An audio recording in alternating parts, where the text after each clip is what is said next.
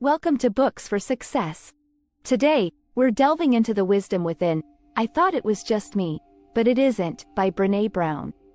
I Thought It Was Just Me, But It Isn't, is a guide to the visceral and thoroughly human emotion of shame. This summary explains this complex feeling, discuss how it arises, and describe ways in which empathy and connecting with one another can help humans heal. Before we begin, subscribe and ring the bell for notifications if you want to keep receiving the knowledge of book summaries about health, wealth, love, psychology, and much more. Don't be shy about dropping your book suggestions for us to summarize. Also, you can use this video as an audiobook summary. Let's grow and succeed together. What's in it for me? Take an in-depth look at the emotion and experience of shame. Do you ever think back to something embarrassing you did in the past and wish the earth would just swallow you up as you replay that moment over and over? Perhaps you texted someone you liked and were flatly rejected. Or maybe you made a major blunder at work in front of all your colleagues. That feeling? It's shame, a complex blend of embarrassment, pain, and a sense of isolation that makes you suspect your mistake somehow marks you as a mediocre or deeply fallible person. But in the end, absolutely everyone is fallible. Realizing that mistakes, and the profoundly negative feelings they can prompt, are shared by many helps to mitigate our experience of shame, and can let us feel safe in the knowledge that we're not alone. Here you'll learn what can trigger shame, how empathy can be a powerful antidote to shame, and why we should all give up on the pursuit of perfection. Shame is a confusing and painful emotion caused by rejection at sensitive times. There are plenty of uncomfortable topics of conversation that most of us will try to steer clear of, but one subject that people particularly loathe discussing is the emotion of shame. As a result, many of us don't have a proper understanding of what it really is. Shame is a visceral emotion whose exact characteristics are difficult to describe, but at its core, it has to do with a feeling of not being good enough. Articulating such an experience can be difficult. After all, discussing shame requires us to, at least to a certain degree, relive the pain it causes. That being said, when the author interviewed over 300 people about how they experience shame, she discovered a theme. Shame is a negative feeling connected to a sense of rejection and the exposure of aspects of ourselves that we tend to hide. Based on this information, the author put together the following definition. Shame is a deeply painful sensation that stems from the belief that we're not good enough, and that this shortcoming will prevent us from being accepted by and belonging to a group. But how does shame arise?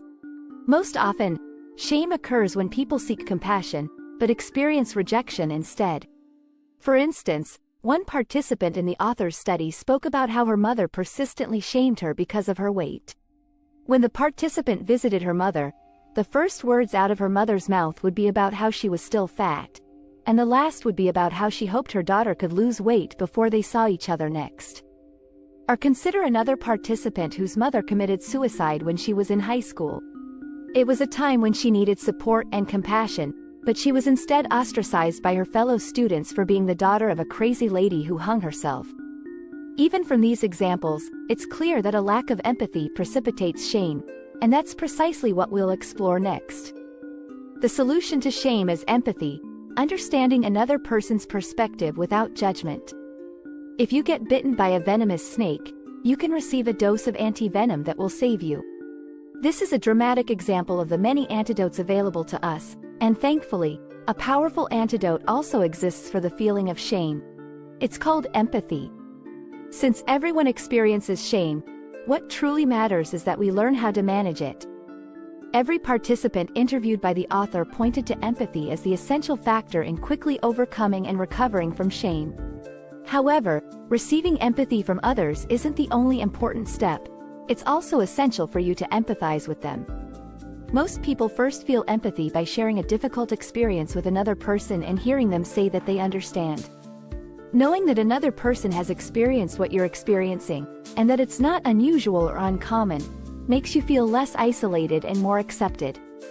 But to achieve this understanding, you need to be able to see things from the other person's perspective without passing judgment, which means being present and aware of the other person's story. For instance, one year, the author was overwhelmed by the number of tasks she had to complete one weekend. She had promised to bring cookies to a party at her daughter's school, but she forgot. In her embarrassment, she lied to the teacher, claiming a dessert brought by another visitor as her own contribution. Later, when she told a friend about this, the friend responded by saying that the author had done her best, that she was juggling too many things and didn't want to make a bad impression on the teacher. This response was purely empathetic. There was no judgment, just a simple taking of the author's perspective. You now have some sense of how to relieve shame. Next up, you'll learn how to identify when exactly you're experiencing it. Dealing with shame requires recognizing it and understanding where it comes from. Have you ever felt like you're coming down with some sort of illness, but just decided to ignore it? If you have, you likely learned that listening to yourself is important to your physical health, and the same goes for your mental health. As such, to deal with shame, you first need to recognize it. Through her research, the author found that the people who could notice and precisely describe their shame were much better at handling it. Some of these people, when confronted with shame, might get a dry mouth and have difficulty swallowing. Others turn red and start shaking, while still others become incapable of even getting out of bed. However it manifests, noticing your shame enables you to overcome it, because to truly deal with shame, you also need to understand what triggers it. Accurately identifying shame lets you start looking for these triggers. That being said, there are no universal causes of shame, since it's largely dependent on negative personal experiences from early on in one's life. For instance, one of the people interviewed by the author, Sylvia, made an error at work and found herself on the company's loser list, a piece of paper posted in the hallway detailing all the people who had messed up that month. While others might have shrugged it off, Sylvia, who grew up with an extremely competitive father, simply couldn't. Her father had always told her and her sister that nobody likes losers, and that there's nothing worse than being one. Naturally, being publicly shamed as a loser was deeply triggering for her. The good news is that by knowing the triggers of your own shame, you can take a step back when it starts to flare up. Doing so will give you a better shot at processing the emotion and emerging with a positive feeling on the other side. Critical awareness gives us a wider perspective on shame. On one occasion, while giving a presentation on critical awareness to a pharmaceutical company, the author found herself losing the interest of her audience. Rather than feeling shame or panic, she simply told them that they seemed more interested in the pizza that would follow the presentation than in her talk. By doing so, she was exercising awareness of herself. She went on to explain that she knew they only had a short lunch break and that the pizza was a major incentive for them to be there at all. By pointing this out, she was displaying critical awareness. This all-important ability refers to understanding both why and how something happens. Critical awareness is vital to handling shame because it gives us the ability to zoom out. After all, when we feel ashamed, we can't really think of anything else. By taking a step back, we can notice the social causes of our shame and address it more easily and effectively. For instance, when we complain about our frizzy hair, our freckles, or the size of our bellies, it can feel like we're the only ones experiencing such thoughts. But the reality is that beauty and body image are almost universal triggers for shame. To understand these thoughts, we need to look at society and understand the expectations it places on us. Not only that, but critical awareness helps us see when we're being manipulated. By zooming out even further, we can see that there's an entire industry fueling our negative feelings regarding body image, and that we consume its content in the form of magazines and TV shows. Such media makes us feel shame, and that's exactly what this industry wants. This shame is what makes us spend so much money trying to live up to impossible standards of beauty and attractiveness. Naturally, the results of such a process are disastrous. For instance, some 7 million women in the United States alone suffer from eating disorders. But by being able to see this bigger picture, we can realize how others suffer too, normalizing shame and taking away its sting. Connecting with others is a form of healing, both for us and for them. When we feel hurt or ashamed, a common reaction is to retreat into ourselves. However, what we actually need is to do exactly the opposite. Connecting with others is crucial to healing from the experience of shame. The opposite of shame is self-esteem. There is a broad tendency to believe that certain things, namely a successful career or a terrific outfit, will boost our self-esteem, but the reality is entirely different. The psychologists Jean Baker Miller and Irene Stiver found in a 1997 study that forming and maintaining relationships is the most reliable way to make people feel grounded and sure of their value. And this is especially true when it comes to shame. Having friendships and support networks through which we can share our life experiences shows us how others share our difficulties. This removes the isolation from shame, makes it easier to manage, and can change the way we see other people. We can even help other people heal by reaching out to them. Such an ability is so powerful that we can actually transform shameful experiences into positive ones. Just take a participant interviewed by the author, whose father was married to a younger woman and whose mother was married to a man with 6 previous wives. She was often shamed for the eccentric marital histories of her parents, and when she hears someone being judged for having a strange family, she shares the story about her own. When it comes down to it, we all have weird families, each with its own imperfections. It's only because we habitually lie about such things that visible imperfections are met with ridicule. The lie of perfection fuels shame and makes it hard for us to care for others. Most of us know that the perfection we see depicted on TV isn't real. But it's still easy to get sucked into the illusion that it is. This is a prime example of how perfection is a shame-producing lie. Just take Alex, the iconic 1980s character played by Jennifer Beals in the movie Flashdance. In the famous dance audition scene, Alex nails an incredible number that combines ballet and breakdance. But in reality, the scene is a combination of Jennifer Beals' face, a professional ballet dancer, a top gymnast, and even a male breakdancer. With enough editing and polish, movie scenes or photo shoots end up providing the false image of perfection that we get from the mass media. Naturally, the major problem with such images is that we're led to believe that we should admire and emulate these perfect humans, who wouldn't feel ashamed trying to live up to such an unrealistic ideal.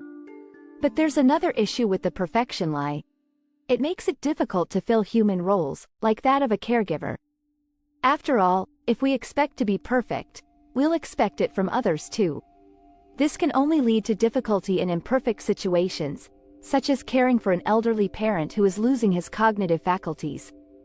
As a result, caregivers are often extremely hard on themselves, disappointed by their feelings of resentment. For instance, one of the author's interviewees, Chelsea, cared for her mother for 2 years before putting her into a nursing home. But when she did, she was overcome by guilt and shame for not having been able to do everything by herself. It's clear that such ideals of perfection aren't healthy, and a good way to overcome them is to show the opposite, vulnerability. By accepting our own limitations in such situations, we can alleviate many of our shameful feelings. Anger is a tempting way to cover up shame, but it only makes things worse. Have you ever totally lost it on someone just so you didn't have to be honest about how hurt, ashamed, or embarrassed you were feeling? It's a common reaction, and anger is a tempting tool with which to hide shame. In fact, shame even appears to be directly related to blaming, as people are constantly pointing fingers to avoid confronting their feelings. Psychologists June Tangney and Rhonda Deering say that people can protect themselves from their shame by projecting it outward and blaming others through a self-righteous burst of anger. Essentially, this is a way for people to regain control over their shame by exerting power. However, anger really just makes things worse.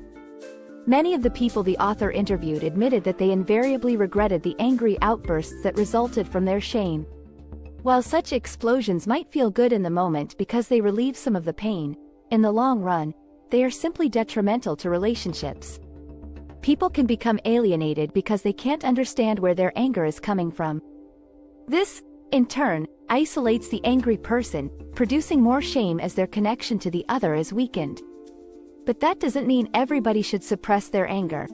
Anger is actually a healthy emotion, just not when it's hiding another one. That's why, if you're feeling shame, it's important to try to stay with it, describe it, and reach out to other people. You now know that anger can be a mere mask for shame, that focusing on perfection isn't a solution, and that it's essential to avoid being trapped by shame. Rather than letting yourself fall into these unhealthy patterns, let yourself be vulnerable. Turn to those around you to forge connections and share the empathy that you and others need to heal. Final words: the key message in this book. We've all experienced shame and we'll all experience it again at some point down the road. Rather than trying to ignore this inevitability of life, it's essential to acknowledge and normalize it. By doing so, we can constructively deal with this painful emotion, connect with others, and emerge from a difficult experience with our self-esteem intact. Thanks for being part of our insightful voyage. If our summary piqued your interest, we encourage you to dive into the complete book for a deeper understanding. Don't forget to like this video, subscribe for more content if you're new here, and share it with others who might find it valuable. Keep on reading, discovering, and advancing until our next adventure.